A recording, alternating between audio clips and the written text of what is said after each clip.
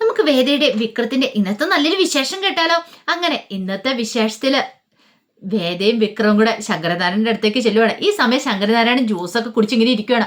ആ കാഴ്ച കണ്ട് വേദ ഇങ്ങനെ കുറച്ച് സമയം നോക്കി. പിന്നീട് പറഞ്ഞു, ആഹാ, അച്ഛൻ ഇത്ര പെട്ടെന്ന് സുഖമായല്ലേന്ന് ചോദിക്കുകയാണ്. ഇത് കേട്ട് കഴിഞ്ഞപ്പോഴത്തേനും ശങ്കരനാരായണൻ പറഞ്ഞു, മോളെ, അതെ, അച്ഛൻ കൂടുതലൊന്നും പറയണ്ട, എനിക്കിപ്പോൾ ഏകദേശം കാര്യങ്ങളൊക്കെ മനസ്സിലായെന്ന് പറയാം. ബോധമില്ലാതെ ഇങ്ങോട്ടേക്ക് കൂട്ടിക്കൊണ്ട് വരിക, രാവിലെ കൊണ്ടുവരിക, ഉച്ചയാകുമ്പോഴത്തേനും നല്ല ഉഷാറായിട്ട് ജ്യൂസൊക്കെ കുടിച്ചിരിക്കുക, ഇതൊക്കെ എങ്ങനെ സാധിക്കും അച്ഛാന്ന് ചോദിക്കുകയാണ്. അത് കേട്ടോണ്ടാണ് ശ്രീകാന്ത് അങ്ങോട്ടേക്ക് വരുന്നത്. ശ്രീകാന്ത് വന്നിട്ട് വേദ നീ എന്തൊക്കെയാ പറയണമെന്ന് ചോദിക്കും. വേണ്ട, ശ്രീകാന്ത് ഏട്ടൻ കൂടുതലൊന്നും മിണ്ടണ്ടെന്ന് പറയാം, എനിക്കിപ്പോൾ എല്ലാം മനസ്സിലാവുന്നുണ്ട്. എൻ്റെ കല്യാണത്തിൻ്റെ അന്ന് കതിർമണ്ഡപത്തിലേക്ക് കയറി വിക്രന്റെ കഴുത്തിൽ താലി അർത്ഥം തുടങ്ങുന്ന സമയത്ത് സ്റ്റെയർ കേസിൽ നിന്ന് വീണെന്നും പറഞ്ഞുകൊണ്ട് വിളിച്ചു. അങ്ങനെ ദീപ്തി എല്ലാവരും കൂടെ പോയി. ഒരു നാടകം അങ്ങനെ അവിടെ കഴിഞ്ഞു. രണ്ടാമത്തെ നാടകം ഇപ്പോൾ ഇത് അരങ്ങേറിക്കൊണ്ടിരിക്കണം. എന്നെ ഇങ്ങോട്ടേക്ക് കൊണ്ടുവരണം, അതിന് വേണ്ടിയിട്ടുള്ള ഡ്രാമയല്ലായിരുന്നോ? പിന്നീട് ഈ പേരും പറഞ്ഞ് എന്നെ വീട്ടിലേക്ക് വിളിച്ചുകൊണ്ട് പോകാനില്ലായിരുന്നോ? ഞാനും വിക്രവും തമ്മിൽ തല്ലിപ്പിരിയണം, അതല്ലേ നിങ്ങളുടെ മനസ്സിൽ ഉദ്ദേശം എന്ന് ചോദിക്കുകയാണ്. ഇത് കേട്ടപ്പോൾ ശ്രീകാന്ത് പറഞ്ഞു, വേദ നീ ഇങ്ങനെയൊന്നും പറയലെന്ന് പറയാം. പിന്നെ എങ്ങനെ പറയണം? ശ്രീകാന്തേട്ടൻ അറിയാലോ, ശ്രീകാന്തേട്ടൻ എൻ്റെയും വിക്രത്തിൻ്റെ കല്യാണത്തിന് 2 ദിവസം മുമ്പ് വിക്രത്തെ കൊല്ലാനായിട്ട് ശ്രമിച്ചല്ലേ, എന്നിട്ടാണോ ഇത് ഒരക്ഷരം പോലും മിണ്ടിയേക്കലെന്നൊക്കെ ശ്രീകാന്തിനോട് പറയാണ്. ഈ സമയത്ത് ശങ്കരനാരായണൻ പറഞ്ഞു, മോളെ നീ ഇങ്ങനൊന്നും പറയരുത്, നീ എന്താ ഇങ്ങനെ പറയണേ? ശരിക്കും പറഞ്ഞാൽ എനിക്ക് അസുഖം ഉണ്ടായ തന്നെയാന്ന് പറയണേ. വേണ്ട അച്ഛ, അച്ഛൻ ഇതൊന്നും കൂട്ടു നിൽക്കാൻ പാടില്ലായിരുന്നു. അച്ഛൻ ഇത്തിരിയെങ്കിലും ഇതുണ്ടായിരുന്നു, ഇങ്ങനെയൊക്കെ ചെയ്യുമായിരുന്നു എന്നോട്. ആ സമയത്ത് വിക്രം നോക്കിക്കഴിഞ്ഞപ്പോൾ ടേബിളിൽ സ്കാൻ ചെയ്തതിൻ്റെ പേപ്പറും കാര്യങ്ങളൊക്കെ ഇരിക്കുന്നുണ്ടു. ഈ സമയത്ത് വിക്രം വേദയോട് വേണ്ട വേദ നിർത്ത്, ഇങ്ങനൊന്നും പറയില്ലെന്ന് പറയണം. പിന്നെ എങ്ങനെ പറയണം? ഇത് ഞങ്ങളുടെ കാര്യമാണ്, ഞങ്ങൾ നോക്കിക്കോളാം എന്നൊക്കെ വിക്രത്തോട് വേദ പറയണം. ആ സമയം ശ്രീകാന്ത് പറഞ്ഞു, ഇത് വേദ നീ ഇവിടെ നിന്ന് ഇങ്ങനെയൊന്നും പറയരുത്, അച്ഛൻ ഇത്തിരി ഒന്നും ഭേദമായിട്ടിരിക്കുക. ഇനി നീ ഇങ്ങനെയൊക്കെ പറഞ്ഞിട്ടുണ്ടെങ്കിൽ അച്ഛന് വീണ്ടും എന്തെങ്കിലും അറ്റാക്ക് എന്തെങ്കിലും സംഭവിച്ചു പോയിട്ടുണ്ടെങ്കിലോ, അതുകൊണ്ട് തൽക്കാലത്തേക്ക് ഇങ്ങനെയുള്ള സംസാരം നീ നിർത്താൻ പറയണം. ഞാൻ സംസാരം നിർത്താനോ?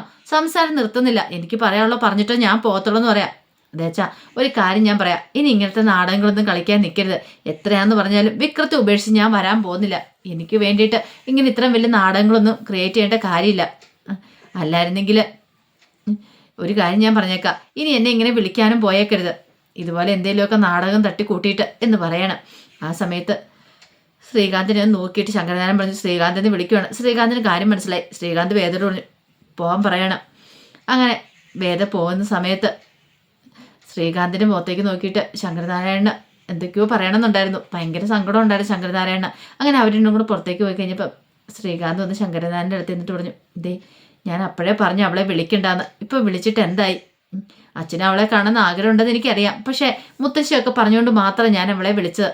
ഇപ്പോൾ അവൾ വന്ന് പറഞ്ഞിട്ട് പോയത് കേട്ടില്ലേ, സാരമില്ല, അച്ഛൻ വിഷമിക്കണ്ട എന്നൊക്കെ പറഞ്ഞ് സമാധാനിപ്പിക്കണം. അച്ഛാ, ഞാനായിട്ടൊരു തെറ്റും ചെയ്തിട്ടില്ല അവളോട്, അവളെ വിധിയായി കാണണമെന്ന് ഞാൻ ആഗ്രഹിച്ചിട്ടുമില്ല. പക്ഷേ ഇതിൻ്റെ പേരിൽ അച്ഛൻ എന്നെ ക്രൂശിക്കരുത്, എന്നെ ശിക്ഷിക്കരുതെന്ന് പറയാം.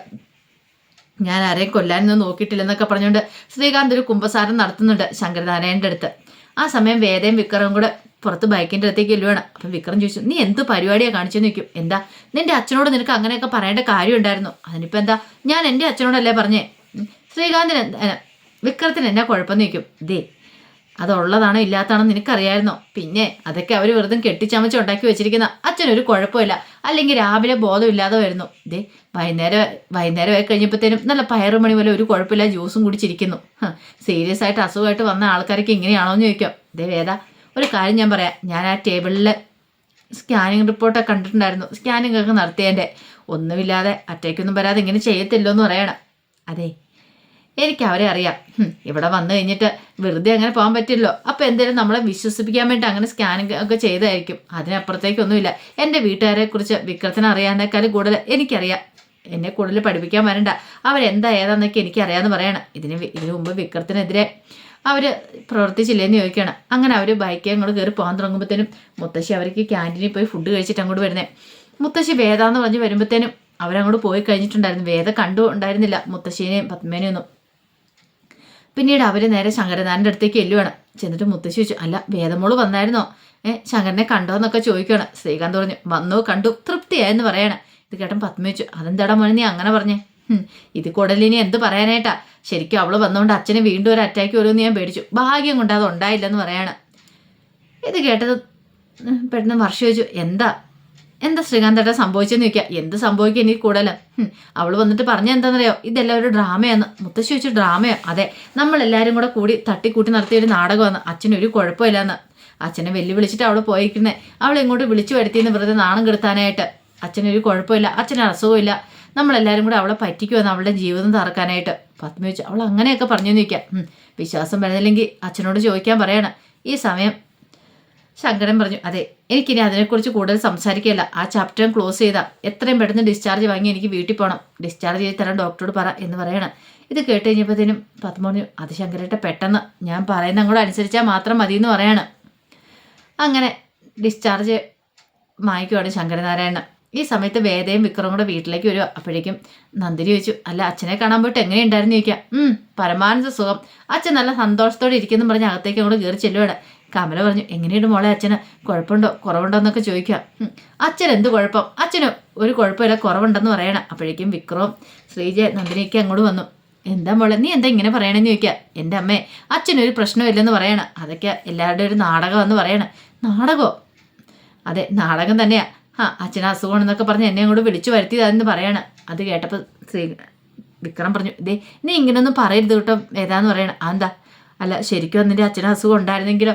പിന്നെ അത് വിക്രമാണോ തീരുമാനിക്കുന്നത്? എനിക്ക് എൻ്റെ വീട്ടുകാരെ കുറിച്ച് അറിയാമെന്ന് ഞാൻ പറഞ്ഞല്ലോ. കമല പറഞ്ഞു, മോളെ ഇനി നിനക്ക് തോന്നിയതാണോ അച്ഛന് അസുഖമില്ലാന്ന്? ചിലപ്പോൾ അച്ഛന് അസുഖം ഉണ്ടെങ്കിൽ നീ എന്ത് ചെയ്യുന്നു ചോദിക്കുക. അങ്ങനെയൊന്നും ഇല്ലമ്മ, എനിക്കറിയാം എൻ്റെ വീട്ടുകാരുടെ സ്വഭാവം. അത് വിക്രത്തിന് നന്നായിട്ട് അറിയാവുന്നല്ലേന്ന് ചോദിക്കും. നന്ദരി പറഞ്ഞു, കൊള്ളാം, നല്ല ബെസ്റ്റ് വീട്ടുകാര്.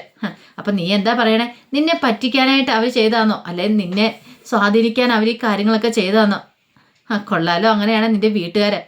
ഇത് കേട്ട് കഴിഞ്ഞപ്പം ശ്രീജ പറഞ്ഞു, ചിലപ്പോൾ അങ്ങനെ ആയിരിക്കില്ലെങ്കിലോ, ഒരു പക്ഷേ ചിലപ്പോൾ അസുഖങ്ങളൊക്കെ ഉണ്ടായതാണെങ്കിലോ വേദാന്ന് ചോദിക്കാം. വേദ പറഞ്ഞു, അല്ല ശ്രീജടുത്തി, ഇതിനു മുമ്പ് ഇങ്ങനെ പല നാടകങ്ങളും അവർ കളിച്ചിട്ടില്ലേ, അപ്പോൾ അത് തന്നെ ഒന്ന് എനിക്ക് തോന്നുന്നുണ്ട്, അല്ലാതെ വേറൊന്നും അല്ലാന്ന് പറയണം. കമല പറഞ്ഞു, എന്നാലും മോളെ എനിക്കിതും കൂടെ വിശ്വസിക്കാൻ പറ്റുന്നില്ല. എവിടെ എന്തോ ഒരു പക്ഷേ എങ്കിൽ നാളെ നീ അറിയുക നിന്റെ അച്ഛന് അസുഖം ഉണ്ടായിരുന്നു അറിഞ്ഞാൽ നിനക്ക് എന്ത് ചെയ്യാൻ പറ്റുമെന്ന് ചോദിക്കുക. ഇത് കേട്ട് കഴിയുമ്പോഴത്തേനും വേദയ്ക്ക് ആവപ്പെട്ടൊരു വിഷമമായിപ്പോൾ. ഇനി അങ്ങനെ എന്തെങ്കിലും ആയിരിക്കുമോ? ഈ സമയം വേദ പറഞ്ഞു, അങ്ങനെ ഞാൻ വഴിയില്ല. അങ്ങനെയാണെങ്കിൽ മുത്തശ്ശിയൊക്കെ അവിടെ കണ്ടായിരുന്നല്ലോ, മുത്തശ്ശിയില്ല അമ്മയില്ല ആരുമില്ല എന്ന് പറയണം. അവർ ഒന്നും അവിടെ ഇല്ലെന്ന് പറയാം. അങ്ങനെയാണ് നിനക്ക് നിന്റെ മുത്തശ്ശിയുടെ നമ്പറിലേക്ക് ഒന്ന് വിളിച്ചു നോക്കിയാൽ പോരെ. നിന്റെ മുത്തശ്ശി പറഞ്ഞാൽ നിനക്ക് വിശ്വാസമാവില്ലേന്ന് ചോദിക്കാം. മുത്തശ്ശിയുടെ നമ്പറിലേക്ക് വിളിച്ചിട്ട് കിട്ടുന്നില്ല എന്ന് വേദ പറയണം. അങ്ങനെയാണെങ്കിൽ നിന്റെ മുത്തശ്ശി വിളിച്ച് പറയട്ടെ, എങ്ങനെ അസുഖം ഉണ്ടായിട്ടുണ്ടെങ്കിൽ നിന്റെ മുത്തശ്ശി വിളിക്കാതിരിക്കില്ലോ, നീ ധൈര്യമായിട്ടിരിക്കുക എന്നൊക്കെ പറയണം. ഇത് കേട്ടേയും വേദ പറഞ്ഞു, എല്ലാവരും കൂടെ കൂടിയിട്ട് എന്നെ സ്വാധീനിക്കാൻ ശ്രമിച്ചാന്ന് മനസ്സിലായി. ഇതിനകത്തൊന്നും ഈ വേദ വീണു പോയില്ല എന്ന് പറഞ്ഞിട്ട് വേദയും കൊണ്ട് കയറി പോവാണ്. ആ സമയത്ത് പിന്നീട് ശങ്കരനാരായണനും കൂടെ വീട്ടിലേക്ക് വരുവാണ് ബാക്കി എല്ലാവരും. അങ്ങനെ ശങ്കരനാരായണൻ വന്നപ്പോൾ നല്ല വിഷമമുണ്ട്. അപ്പോഴേക്കും ദീപ്തി അങ്ങോട്ട് ഓടി വന്ന് കെട്ടിപ്പിടിച്ചിട്ട് ചോദിച്ചു, അച്ഛനിത് എന്ത് പറ്റിയതാ? ഇത്ര പെട്ടെന്ന് ഇത് എന്ത് പറ്റിയതാണെന്ന് ചോദിക്കും. എനിക്കൊരു കുഴപ്പമില്ല മോളെന്ന് പറയാം. എന്നാലും എനിക്കിത് വിശ്വസിക്കാൻ പോലും പറ്റുന്നില്ലെന്ന് പറയാം. അച്ഛൻ വന്നേ എന്നൊക്കെ പറയണം. അല്ല വേദേശി വന്നിട്ടുണ്ടായിരുന്നു ചോദിക്കുകയാണ്. ശ്രീകാന്ത് പറഞ്ഞു, അവൾ വന്നതിനെക്കുറിച്ചൊന്നും പറയാതിരിക്കുന്ന ഭേദം എന്നൊക്കെ പറയണം. എന്താ ശ്രീകാന്ത് ഏട്ടാന്ന് ചോദിക്കുകയാണ്. ഈ സമയത്ത് മുത്തശ്ശി പറഞ്ഞു, വേണ്ട മോളെ ഇനിയിപ്പോൾ അതിനെക്കുറിച്ച് പറഞ്ഞ് ശങ്കരൻ്റെ മനസ്സ് വേദനിപ്പിക്കണ്ടെന്ന് പറയണം. ശ്രീകാന്ത് പറഞ്ഞു, വന്നു അവള് വന്നിട്ട് പറഞ്ഞു ഇതെല്ലാം ഒരു ഡ്രാമയാന്ന് പറഞ്ഞിട്ട് അവൾ പോവുക ചെയ്തേ, അച്ഛനെ ചീത്ത പറഞ്ഞിട്ട്. ആ സമയത്ത് എൻ്റെ മനസ്സിലുണ്ടായ ടെൻഷൻ എന്താണെന്നറിയോ, അച്ഛൻ ഇനി എന്തെങ്കിലും ഒരു അസുഖം കൂടെ വന്നിട്ടുണ്ടെങ്കിൽ ഇനി ഞാൻ പേടിച്ചു പോയെന്നൊക്കെ പറയാണ്. അങ്ങനെ ശങ്കരനാരായണൻ്റെ കൈ പിടിച്ച് പത്മയാകത്തേക്ക് കയറ്റിക്കൊണ്ട് പോവാണ്. അങ്ങനെ ഹാള് വന്നു കഴിഞ്ഞപ്പോൾ ശങ്കരനാരായണന് ഭയങ്കര വിഷമമായി. ശങ്കരനാരായണൻ അവിടെ ഒന്ന് പൊട്ടിക്കരയുവാണ്. വേദയുടെ ഒക്കെ ഒരു ഫോട്ടോസും കാര്യങ്ങളൊക്കെ അവിടെ ഇരിപ്പുണ്ടായിരുന്നു. അതിലേക്ക് നോക്കിയിട്ട് അവിടെ നിന്ന് പൊട്ടിക്കരയുക. പത്മയ്ക്ക് മനസ്സിലായി ശങ്കരേട്ടൻ്റെ മനസ്സിൽ എത്രമാത്രം ആഴത്തിൽ പതിഞ്ഞിട്ടുണ്ട് വേദ അങ്ങനെ പറഞ്ഞ വാക്കുകളും കാര്യങ്ങളൊക്കെ. സ്വന്തം അച്ഛനല്ലേ, ഒരിക്കലും അവൾ പറയാൻ പാടില്ല എന്ന് മനസ്സിലായി. പിന്നീട് അങ്ങോട്ട് ചെന്ന് കയറി ഹാളിലേക്ക് ശങ്കരനാരായണൻ ഇരിക്കുവാണ്. ഈ സമയത്ത് ശ്രീകാന്ത് പറഞ്ഞു, അച്ഛൻ ഇനി പഴയതൊന്നും ഓർത്ത് മനസ്സ് വിഷമിപ്പിക്കണ്ട കേട്ടോ, അവളെക്കുറിച്ചൊന്നും ഓർത്ത് ടെൻഷൻ അടിക്കണ്ട, ഇത്ര അവളൊന്ന് കരുതിയാൽ മതി എന്ന് പറയണം. ഇത് കേട്ടപ്പോൾ ശങ്കരനാരായണൻ പറഞ്ഞു, ഇനി അവളുമായിട്ട് യാതൊരു ബന്ധവും ഈ കുടുംബത്തിന് പാടില്ല, അറിയാലോ, യാതൊന്നും പാടില്ല, ആരും വിളിക്കാനോ മിണ്ടാനോ ഒന്നും പാടില്ല. അവൾ എന്നെ കാണാനായിട്ട് ഇങ്ങോട്ടേക്ക് വരുവാൻ വേണ്ട, എനിക്ക് എന്ത് സംഭവിച്ചാലും അവൾ എന്നെ കാണാൻ ഇങ്ങോട്ട് വരില്ല എന്നൊക്കെ പറയണം. അത് കേട്ട് ഞാൻ മുത്തശ്ശി പറഞ്ഞു, ശങ്കര അവൾക്ക് എന്തെങ്കിലും തെറ്റിദ്ധാരണ ഉണ്ടായിട്ടുണ്ടായിരിക്കും എന്ന് പറയണം. എന്ത് തെറ്റിദ്ധാരണ എന്ന് ശ്രീകാന്ത് ചോദിക്കുക. ഇത് അവളുടെ അഹങ്കാരം അല്ലാതെ എന്താ? മുത്തശ്ശി അവളെ സപ്പോർട്ട് ചെയ്ത് സംസാരിക്കണ്ട, ഇനി അവളെക്കുറിച്ച് കൂടുതലൊന്നും പറയണ്ടെന്ന് പറയണം. അങ്ങനെ എനിക്കൊന്ന് കിടക്കണമെന്ന് പറഞ്ഞ് ശങ്കരനാരായണൻ അങ്ങോട്ട് കയറി പോവാണ്. ഈ സമയം മുത്തശ്ശിക്ക് ആപ്പാടെ വിഷമമായി. മുത്തശ്ശി വേദയുടെ ഫോണിലേക്ക് വിളിക്കുകയാണ്. അപ്പോൾ വേദയുടെ ഫോൺ റിങ് ചെയ്യുവാണ്. അപ്പോൾ ഡൈനിങ് ടേബിളിലിരുന്ന് റിങ് ചെയ്യുന്നുണ്ടിരുന്നപ്പോൾ കമല അങ്ങോട്ട് ചെന്നു. കമല എന്ന് നോക്കിയപ്പോഴത്തേനും വേദയുടെ ഫോണാണ്. മോളെ വേദ എന്നൊക്കെ വിളിക്കുകയാണ്. ഇപ്പോൾ വരാമെന്ന് പറയണം. ഈ സമയം മുത്തശ്ശിയാന്ന് പറഞ്ഞു കഴിഞ്ഞപ്പോഴത്തേനും കമല ഫോൺ എടുക്കുവാണ്. കമല ഫോൺ എടുത്തിട്ട് ആഹാ സാവിത്രമ്മയോ, എന്താ സാവിത്രമ്മയെന്ന് ചോദിക്കാം. അതെ ഒരു കാര്യമുണ്ട് കമല, എല്ലാം തകർന്നെന്ന് പറയണം. തകർന്നോ? ആ എല്ലാം തകർന്നു.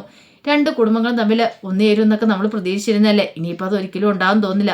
ഇതേ വേദ എല്ലാം തകർത്തെന്ന് പറയണം. ഇത് കേട്ട് ഞാൻ പൊടി ഞെട്ടലോട് കൂടിയിട്ട് കമല എന്ത് ചെയ്യണമെന്ന് അറിയാൻ നിൽക്കുക. അപ്പോൾ അതിൻ്റെ വിശേഷങ്ങളൊക്കെയാണ് കണ്ടേ. ഇതിൻ്റെ ബാക്കി വിശേഷങ്ങളുമായിട്ട് വൈകുന്നേരത്തെ പ്രമോയി വരാട്ടോ. ഒരിക്കൽ കൂടി എല്ലാവർക്കും ശുഭദിനം നേർന്നുകൊണ്ട് നിർത്തുന്നത്.